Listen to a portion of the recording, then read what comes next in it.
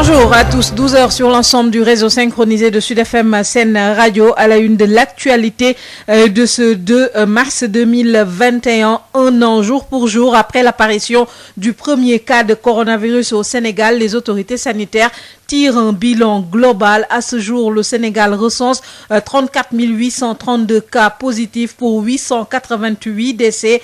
Le ministère de la Santé fait un bilan exhaustif alors que plus de 35 000 personnes ont déjà été vaccinées en une semaine.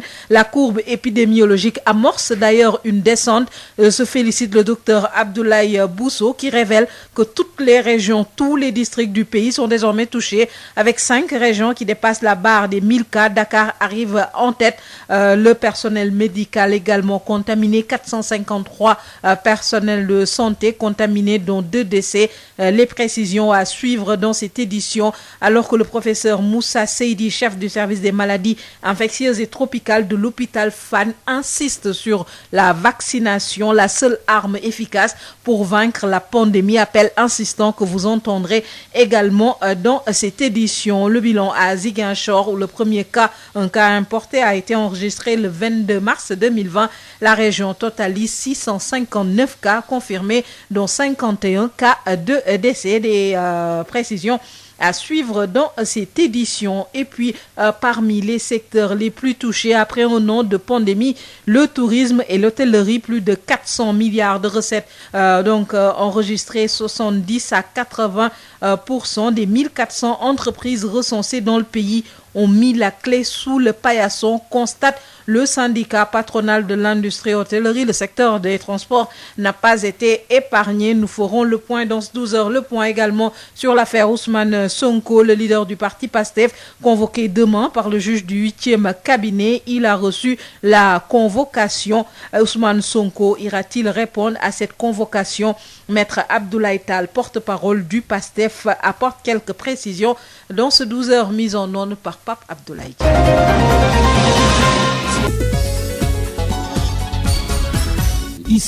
Bonjour à tous. Covid-19 au Sénégal, un an après l'apparition du premier cas, les autorités sanitaires tirent le bilan. D'abord, les chiffres. 34 832 cas positifs recensés, 888 décès enregistrés en une année. Aujourd'hui, le ministère de la Santé et de l'Action sociale a enregistré dans le point quotidien 100 nouvelles contaminations, dont 58 cas communautaires et des chiffres à la baisse, alors que plus de 35 000 personnes ont été vaccinées en une semaine. Les précisions du docteur El Hadj Mamadou Ndiaye, directeur de la prévention. Sur 1273 tests réalisés, 100 sont revenus positifs, soit un taux de positivité de 7,90%. Les cas positifs sont répartis comme suit. Nous avons eu 42 cas contacts suivis par nos services et 58 cas issus de la transmission communautaire ont été répertoriés et répartis comme suit. 29 dans la région de Dakar, dans les régions dont 10 à Saint-Louis, 3 à Kédougou et Kolda, 2 à Kaolack, Ngaparou et Mbour, 1 à Foundiougne, Saly, Médina Yoro Foulah, Sakal et Thiès. 241 patients suivis ont été contrôlés négatifs et déclarés guéris. 29 cas graves sont pris en charge dans nos services de réanimation. 8 décès ont été enregistrés ce lundi 1er mars 2021. À ce jour, 34 832 cas ont été déclarés positifs, dont 29 402 guéris, 888 décédés et donc 4 541 patients sous traitement. Signale également que depuis le début de la vaccination, nous avons un nombre total de 35 299 personnes qui ont été vaccinées sur l'étendue du territoire national. Le docteur El Hadj Mamadou Ndiaye qui a fait le point ce matin alors que différentes autorités du ministère de la Santé ont apporté des précisions, des détails, des chiffres concernant la riposte face à la pandémie du coronavirus un an après. Josette Kali. Présente dans tous les districts des 14 régions du pays, un an après la découverte du premier cas. La Covid-19 a fait 34 832 cas positifs, 29 402 guéris, une propagation plus accentuée par la transmission communautaire à plus de 47% des patients. La Covid-19, dans une deuxième vague qui a démarré depuis le 23 novembre, a enregistré en l'espace de 24 heures au début du mois de février 462 infections. Selon le docteur Abdoulaye Bousso, directeur des centres d'opération d'urgence, 5 régions ont enregistré plus de 1000 infections, notamment Dakar, la capitale Dakar qui demeure l'épicentre, Thiès, Diourbel, Kaolack et Saint-Louis, au moment où les régions de Kaffrine et de Sédhiou sont en deçà des 200 cas de contamination. Face à la virulence de cette deuxième vague, notre pays a atteint le nombre de 888 décès, des décès dont les 54% sont de sexe masculin. Le docteur Bousso a insisté sur la décentralisation de la prise en charge extra-hospitalière avec plus de 52 structures dans l'ensemble du pays. Toutefois, leur défi reste la limitation des cas graves et des décès qui nécessitent une responsabilité collective.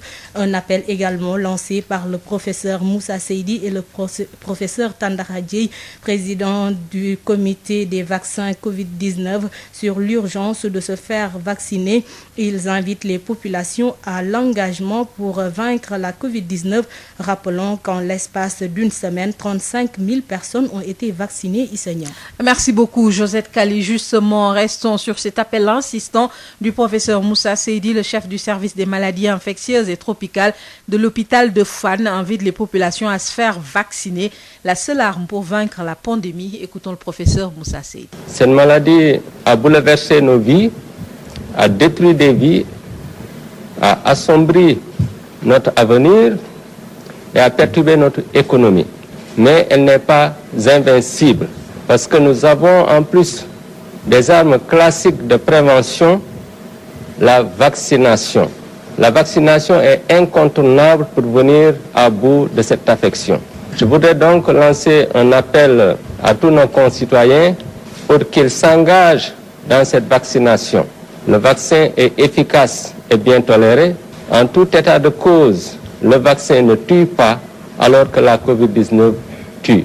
J'ai choisi de ne pas m'engager sur un autre point, mais de limiter mon propos juste à cet appel, à cette prévention qui doit maintenant être centrée sur la vaccination.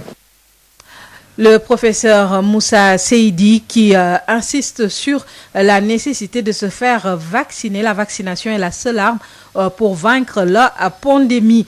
13 662 patients ont été régulés par le SAMU national durant cette année de pandémie. Le directeur du SAMU national, Mamadou Diarabé, revient sur la situation, la capacité d'accueil des cas graves sur l'étendue du territoire. On l'écoute.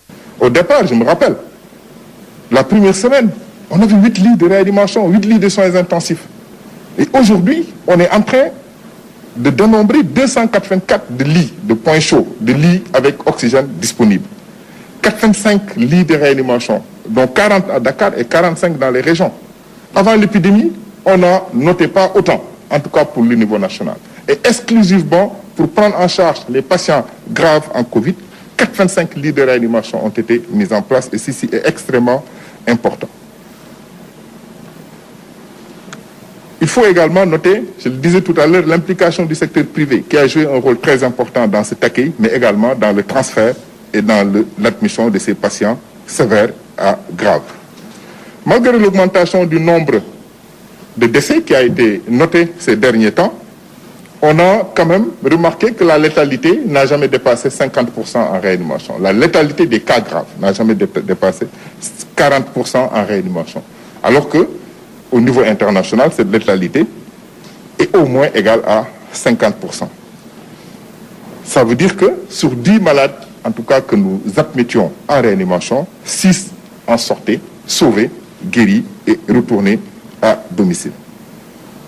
Donc ceci rend compte juste, après 1 an, de tous les efforts qui ont été faits, mais également de ce qui reste à faire. Le directeur du SAMU national, Mamadou Diarabé, qui est intervenu ce matin lors du point du ministère de la Santé, les autorités sanitaires qui ont donc fait le point 1 an depuis donc l'apparition du premier cas de Covid-19 au Sénégal. Le premier cas de Ziguinchor, un cas importé, a été enregistré le 22 mars 2020. À ce jour, la région totalise 6059 cas confirmés, dont 51 cas de décès. Les précisions avec Ben Michel Confoudi. C'est le 22 mars 2020 que la maladie à coronavirus a fait son apparition dans la région de Ziguinchor. Le premier patient est un cas importé qui a été admis au centre de santé de Ziguinchor, appelé Hôpital Silence, avant d'être transféré le lendemain 23 mars au centre de traitement des épidémies de l'hôpital régional de Ziguinchor.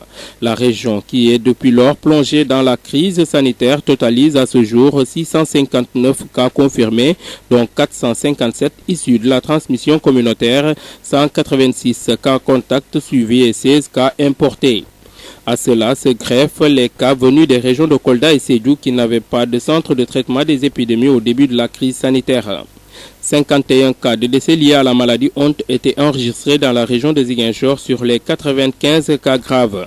Aujourd'hui, 47 cas confirmés sont sous traitement dans la région de Ziguinchor. Parmi ceux-là, 16 dont 5 cas graves sont admis au centre de traitement de l'hôpital régional de Ziguinchor qui n'a que 4 lits de réanimation sur les 38. 31 cas positifs sont suivis à domicile. Les 29 sont dans le département de Ziguinchor, les 2 autres dans le département de Bignona. Ben Michel Confoudi, Ziguinchor, sur FM. Ben Michel Confoudi, cela fait donc 1 an que les Sénégalais vivent avec le virus, 1 an de gestion de la pandémie avec plusieurs consignes sanitaires.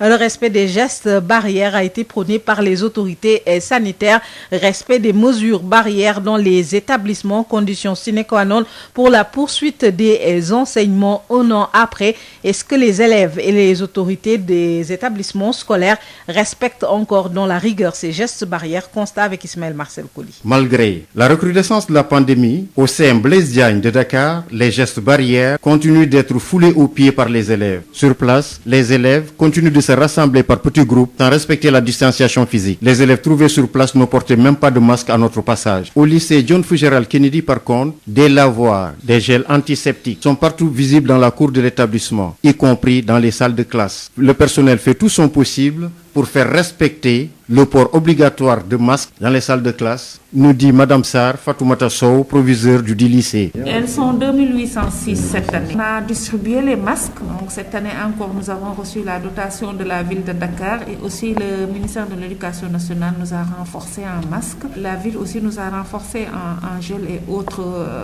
matériels, produits d'entretien. Donc nous avons distribué au moins 4 masques pour chaque élève. Pour les professeurs, nous avons distribué des visières. La disponibilité du gel au niveau des bureaux et des salles de classe est effective. Le port de masque est obligatoire dans l'établissement. Le maître mot, c'est de ne pas accepter d'élèves ne portant pas de masque dans les salles de classe. Partout dans l'établissement, nous avons mis les affiches, exiger le port du masque. Au lycée John Fitzgerald Kennedy, des campagnes de sensibilisation sont prévues avec le gouvernement scolaire. Poursuit toujours Madame Sarr, née Fatoumata Sow. Nous avons prévu de faire la sensibilisation encore avec le gouvernement scolaire pour que nos élèves comprennent que c'est une bataille qui n'est pas encore gagnée et qu'il faudrait continuer à maintenir les mesures barrières ou lutter contre le Covid-19.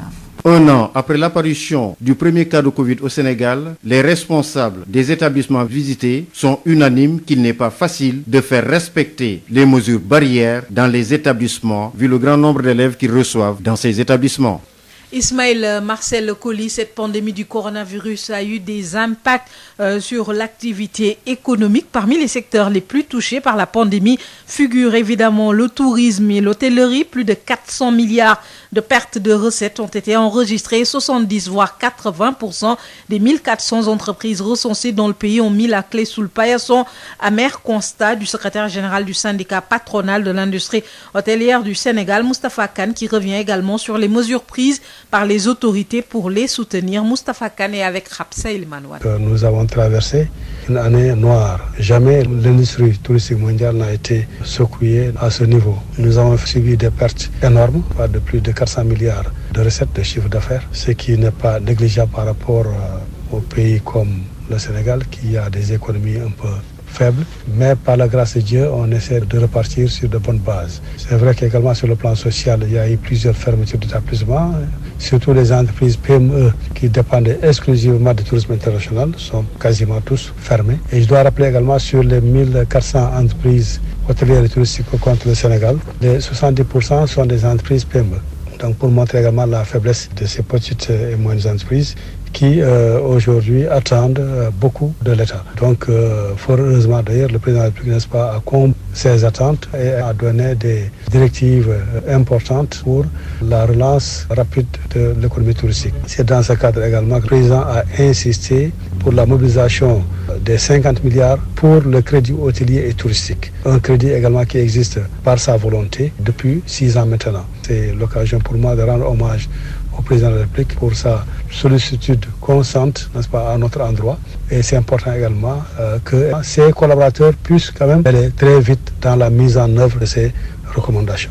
Nous essayons de repartir, de reprendre les activités, mais ce n'est pas évident. Aujourd'hui, il faut attendre quand même que le vaccin fasse ses effets, que toute la population mondiale, au moins à 80%, soit vaccinée, n'est-ce pas, pour pouvoir quand même apprécier l'évolution des choses au niveau des marchés. Mais en ce moment, c'est encore prématuré de donner des indications. Mais en tout cas, ce que je sais, c'est qu'aujourd'hui, la faiblesse du taux d'occupation est telle qu'au niveau des établissements, au niveau de Dakar-Sali, que la plupart ne dépassent pas 10% ou bien d'autres, quand même, atteignent difficilement les 5%.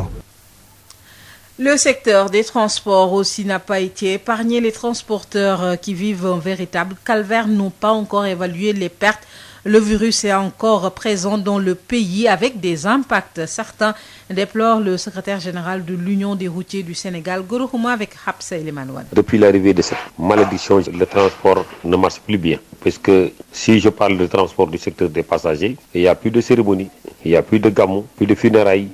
Il n'y a plus de sport. Tout ce qui mobilisait les populations, ça allait de notre intérêt. Et il n'y a plus de mobilisation du côté des populations. Beaucoup de Sénégalais aussi ont respecté la consigne de rester chez vous, dictée par le ministère. Beaucoup de Sénégalais ne bougent pas. Donc nous sommes dans une situation de crise, puisque c'est dû à cette maladie Covid-19. Nous ne vivons pas comme il se doit, donc le transport est trop fatigué. Ce n'est pas une question de subvention qui va régler la question. Non, non. L'État peut débloquer des milliards, mais nous sommes plus nombreux que des milliards. Donc ce que peut rendre service, c'est de circuler à toute heure, ça peut régler notre problème. Mais avec la deuxième vague, il y a un couvre-feu de Dakar à Thiès. Donc les heures sont maintenant réduites. On ne peut pas rester encore sur la route jusqu'à 21h. On ne peut pas se mettre sur la route avant 6h du matin. Donc c'est une crise sanitaire, mais c'est une crise économique aussi. Le transport souffre. Les populations, il faut qu'ils sachent que le transport souffre. Du côté des transports de passagers comme du transport de marchandises. Puisque si l'économie ne marche pas, la marchandise ne circule pas, donc les gros ports ne pourront pas traverser, surtout avec la sous-région. Cette maladie a piétiné l'économie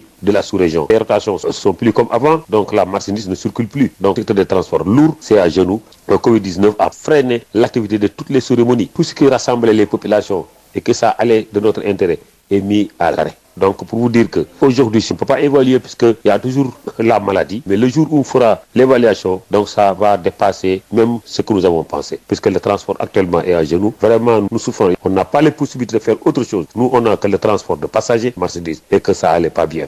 Sud FM, l'info, c'est ici. Affaire Ousmane Sonko, Adji Sarr, le leader du parti PASTEF, les Patriotes, convoqué officiellement demain mercredi à 9h par le juge du 8e cabinet. Il a bien reçu sa convocation. Ousmane Sonko, député de l'opposition, ira-t-il répondre à cette convocation? Il est le seul à pouvoir répondre à cette question, mais le porte-parole du parti PASTEF, Maître Abdoulaye Tall, précise que la position du parti reste inchangée. Il rappelle que toute la procédure pour lever la l'immunité parlementaire de leur leader a été viciée. Le combat continue face aux comploteurs. Maître Abdoulaye Tall est joint par Babacar Samb. De toute façon, Ousmane Sonko en personne a déchargé la convocation par le canal de son avocat et il va en tirer toutes les conséquences parce que c'est lui il n'y a que lui seul qui peut donner suite à cette demande. Mais je rappelle que lors de sa dernière déclaration, il avait dit dès l'instant que la procédure parlementaire n'a pas été respectée concernant la levée de son immunité parlementaire. Donc, il considère qu'il garde toujours son immunité parlementaire et que tout ce qui s'est passé jusqu'ici est nul et de nullité absolue. Raison pour laquelle il n'entend pas se mettre à la disposition de la justice comme ça devrait normalement se passer dès l'instant que ses droits ont été bafoués, toute la procédure a été violée et que les députés ont été coupables de cette forfaiture. Vous êtes le porte-parole du parti PASTEF. Est-ce que la formation politique campe sur cette position? PASTEF n'entend pas varier dans ses positions et n'entend pas varier dans ses déclarations. PASTEF est un parti responsable qui entend se conformer à ses positions premières et à ses positions futures. PASTEF donc entend respecter sa parole déjà donnée à l'opinion nationale et internationale. En tout cas, une médiation a été entamée par des religieux. Alors, peut-on espérer un début de décrispation de la tension sociale? Par rapport à cette médiation, je tiens à souligner que M. Ousmane Sonko n'est demandeur de rien. Ousmane Sonko a été victime d'une cabale montée en haut lieu par des officiels de l'État. Ousmane Sonko a déjà dit avoir pardonné la fille Adji Sarr, qu'il considère comme une victime, qui a fait l'objet d'une manipulation, qui a fait l'objet d'une machination, et qu'il n'a pas de problème avec Adji Sarr. Par contre, les comploteurs qui sont derrière cette fille, qui sont en train de tirer les ficelles, qui sont en train de déstabiliser ce pays, ce sont ces comploteurs-là qu'il entend poursuivre jusqu'au bout, parce que c'est des gens qui ne méritent pas plus la confiance des Sénégalais, c'est des gens qui ont trahi le peuple sénégalais. Et c'est là où se trouve le combat d'ailleurs. Maître Abdoulaye Tall, porte-parole du parti PASTEF, interrogé par Babacar Samb, leur leader Ousmane Sonko, député à l'Assemblée nationale, dont l'immunité parlementaire a été levée. Donc Ousmane Sonko est accusé de viol répétitif et menace de mort. Il est convoqué par le juge du 8e cabinet demain à 9h. La convocation n'est pas une simple invitation. La personne concernée par la convocation a intérêt à aller répondre pour ne pas se retrouver sous le coup du pouvoir coercitif du juge, explique le professeur Madi-Marie Boiré, enseignant en droit pénal à l'université Gaston Berger de Saint-Louis, avocat au barreau de Paris. Il est joint par Babacar Samb. Oui, maintenant, à partir du moment où on a levé son immunité et que cela est acquis, effectivement, on peut convoquer M. Sonko. Voilà. Là aussi, il faut s'entendre. La convocation, ce n'est pas une simple invitation, parce que les conséquences sont d'ordre juridique et judiciaire. Ça veut dire que si jamais il ne veut pas, il ne défère pas à cette convocation d'une manière générale, on peut décerner un mandat d'amener. Et s'il est en fuite, ou s'il est en fuite, on pourrait aussi décerner un mandat d'arrêt. Donc, ce qu'on appelle les pouvoirs coercitifs du juge d'instruction, les pouvoirs coercitifs d'une manière générale, qui sont qui sont de l'ordre de 4.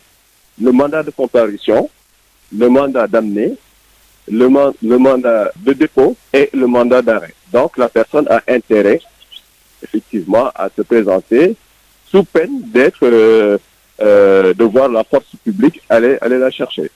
Mais je pense que, les deux parties sont assez intelligentes de part et d'autre pour que ça n'arrive pas à de telles situations.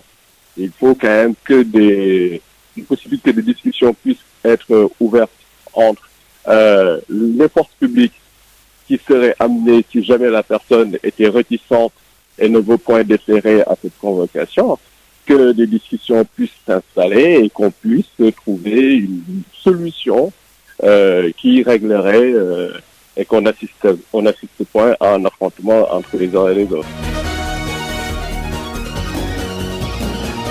Parlons à présent sport. Odile Minkilan, bonjour. Bonjour, Isegnan. Présidence de la CAF, Motsepe, candidat de la FIFA, le président de l'ANPS plaide pour le retrait de la candidature de Maître Augustin Senghor. Le Sénégalais n'a aucune chance devant le Sud-Africain. Maître Augustin Senghor doit se retirer et accepter le poste de vice-président de la CAF, selon Abdoulaye Thiam, président de l'Association nationale de la presse sportive.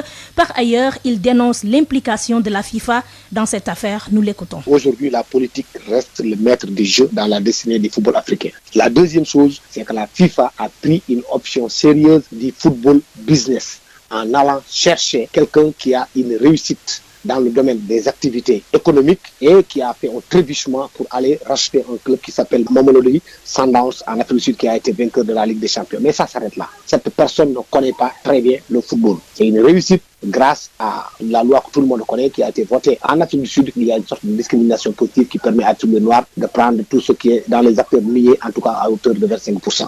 Ça c'est clair, net et limpide. En revanche, ils ont laissé à côté, à mon avis, le meilleur profil. Mais ça aussi c'est parce que les Africains l'ont accepté, parce que les chefs d'État africains l'ont accepté. Aujourd'hui, si je fais les calculs, je pense qu'Augustin Senghor, aujourd'hui, sans risque de me tromper, n'a aucune chance de remporter ces élections pour la bonne et simple raison. C'est la FIFA ne veut pas d'Augustin Senghor. Et tout le monde sait que ce n'est pas les présidents de fédération qui votent. Prenons le cas, par exemple, de l'Afrique de l'Ouest. À votre avis, aujourd'hui, si on allait aux élections, vous pensez que le Sénégal va remporter cette zone-là? Non. Remontons vers la zone nord. Mais le Maroc a fait acte d'allégeance. L'Égypte, même chose. Si vous allez au niveau de la zone centre, récemment, Gianni Infantino a inauguré là-bas un centre qui était dédié à Addis Abeba, en Éthiopie. Il a transféré directement pour l'amener à Kigali, dont le président Paul Kagame est impliqué jusqu'au bout des ongles dans cette élection-là. Il y a eu des ramifications jusqu'à Doha. C'est une élection où la FIFA s'est impliquée, où certaines autorités africaines se sont impliquées. Aujourd'hui, vous avez Cyril Ramaphosa,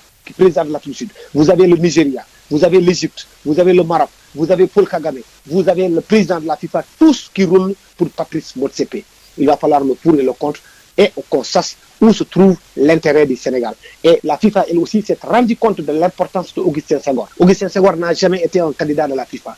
Il n'a jamais été le numéro 1. Il n'a jamais été le numéro 2. Mais quand il a fallu faire un consensus, ils ont quand même mis leur premier candidat, Motsepe, à la première place. Mais à la deuxième place, ils ont jugé nécessaire de mettre là-bas Augustin Senghor. Parce qu'ils reconnaissent son intégrité, sa probité intellectuelle et morale, sa compétence qui est reconnue aussi bien au niveau africain, au niveau continental qu'au niveau international. Donc c'est extrêmement important. Il n'a que 55 ans en plus. Rien ne se presse. À un certain moment donné, il faut qu'on s'arrête, qu'on analyse froidement les choses et qu'on arrête d'hurler avec les loups. Issegnan, tout sera donc clair le week-end prochain à Nouakchott lors de la finale de la CAN U20 qui va opposer le Ghana à l'Ouganda.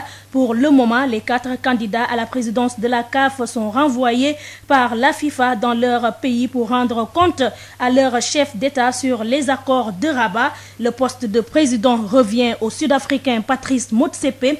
La vice-présidence confiée au Sénégalais Maître Augustin Senghor. Le deuxième vice-président au Mauritanien Ahmed Yahya et l'Ivoirien Jacques Anouma au poste de conseiller spécial. Ce sont là les propositions de la FIFA.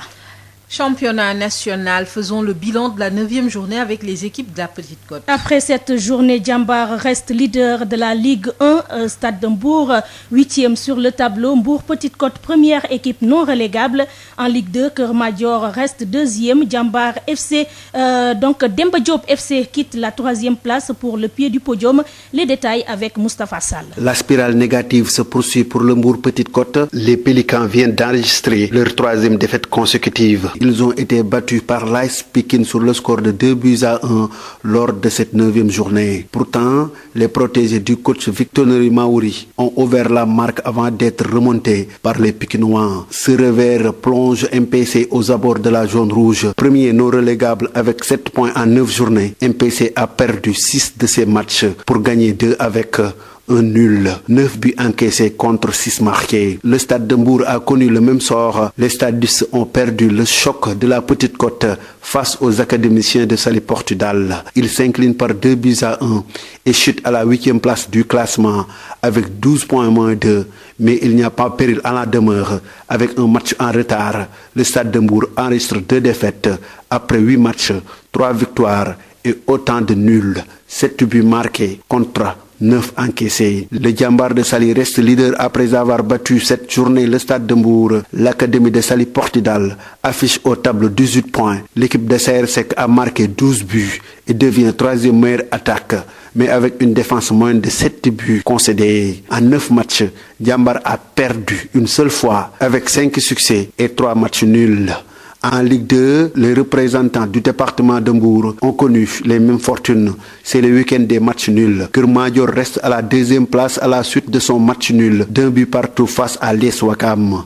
avec 15 points. Kër Madior a marqué 9 buts pour encaisser 6. Au pied du podium, Demba Diop a raté l'occasion d'intégrer le trio de tête après son match nul vierge à domicile face à l'équipe de EJ Fatick avec 14 points. Cette équipe promue l'année dernière, qui gère bien les compétitions, a remporté 4 de ses rencontres. Après 9 journées, Demba Diop totalise 9 buts, 14 points, donc soit 1 but par match. Moustapha Sall Mbour, Sud FM. Première Ligue, début de la 29e journée ce mardi. Il y a un seul match au programme. Le leader Manchester City reçoit Wolverhampton à 20h. Série A en Italie, on démarre la 25e journée ce mardi. Torino rend visite à Lazio Rome à 17h30. La Juventus de Turin accueille Spezia à 19h45. C'est tout pour cette page des sports Isenia. Merci beaucoup Odile Minkilan. Tout de suite, la revue de presse avec Hapsa Ilmanouane. 12h47 dans nos studios. Fin de cette édition. Je vous rappelle les principaux titres développés Covid-19 au Sénégal. Un an après l'apparition du premier cas, les autorités sanitaires ont largement fait le point. Après un an de pandémie, le Sénégal totalise 34 832 cas positifs, recense 888 décès. Retenez que les autorités du ministère de la Santé confirment que la courbe amorce une descente. Donc, c'est félicité le docteur Abdoulaye Bousso, directeur du centre des opérations d'urgence sanitaire. Il révèle par ailleurs que toutes les régions, tous les districts du pays sont désormais touchés avec 5 régions qui dépassent la barre des 1000 cas. Dakar arrive en tête. Le personnel de santé également contaminé. 453 cas enregistrés, dont 2 décès selon le docteur Bousso. Nous avons fait le point dans cette édition alors que le SAMU national demeure au cœur du dispositif de riposte concernant la vaccination. Après une semaine, plus de 35 000 personnes ont déjà été vaccinées. Et puis, en de la pandémie du coronavirus, des impacts sur l'activité économique parmi les secteurs les plus touchés par la pandémie, le tourisme et l'hôtellerie, avec plus de 400 milliards de pertes des entreprises qui ont fermé. Constat amer du secrétaire général du syndicat patronal de l'industrie hôtelière, Moustapha Kane, vous l'avez entendu dans cette édition, qui est également revenu sur l'affaire Ousmane Sonko. Le leader du parti PASTEF a bien reçu sa convocation.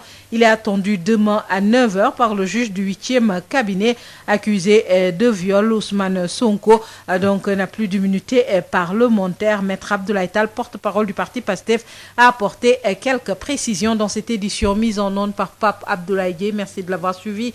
Le Wolof à 13h avec El Hadj Maodo Faye. Bonne suite de programme.